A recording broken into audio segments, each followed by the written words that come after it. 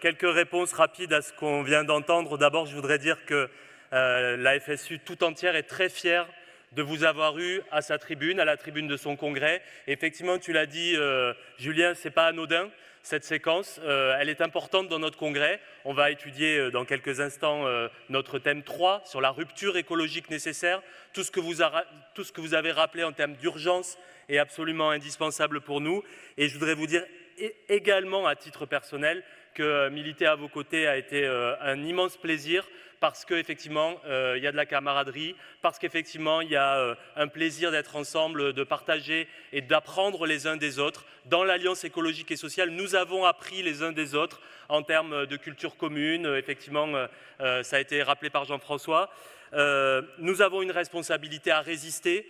Je voudrais également, ça fait partie évidemment de nos débats, mais redire le sens profond que nous mettons dans l'engagement dans l'AES. Une alliance pérenne entre des organisations syndicales et les organisations du monde de l'écologie, les organisations écolos, les organisations de la société civile.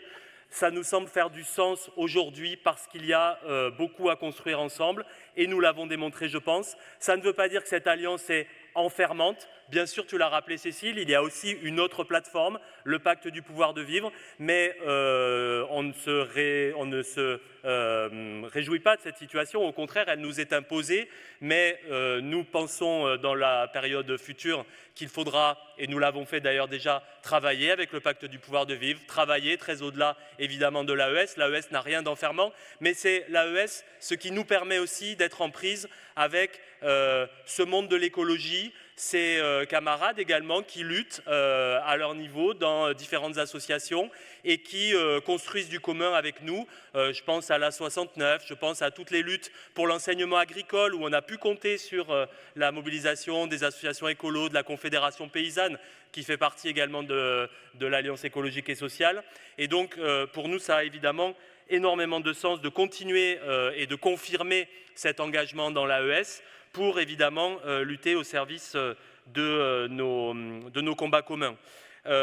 Donc évidemment qu'on peut partager aussi dans la période récente une inquiétude forte sur quasiment ce qu'on pourrait identifier comme un reflux des luttes écolos, en tout cas au niveau global. Il y a beaucoup de luttes locales qui se développent, mais on a du mal à les fédérer, on a du mal à généraliser ces luttes sur des points particuliers, des endroits et sur des projets spécifiques. Un certain nombre de luttes sont victorieuses, on l'a rappelé aussi sur le fret. Pour nous, il y a évidemment un enjeu de service public. Le niveau de généralité est peut-être trop éloigné quand on organise des grandes mobilisations sur le climat. Il faut évidemment y réfléchir en termes de stratégie, mais il ne faut pas exclure non plus que dans la période, le déni de réalité soit séduisant pour un certain nombre de gens. Il ne faut pas exclure non plus qu'il y ait une certaine résignation face à la marche du monde, face à la sidération dont a parlé Cécile. Il y a aussi, oui, une tentation, une tendance à la résignation possible. Et nous, notre responsabilité, c'est de ne pas nous résigner. La sidération, la violence qu'a décrite Cécile ne doivent pas avoir raison de nous. Nous sommes forts ensemble, agrandissons nos luttes, continuons à les construire parce qu'effectivement, il n'y a pas de planète B, il n'y a pas de plan B autre que la rupture écologique et donc il faut mener ces combats ensemble et on est bien décidés à continuer à les mener. Merci beaucoup à vous trois.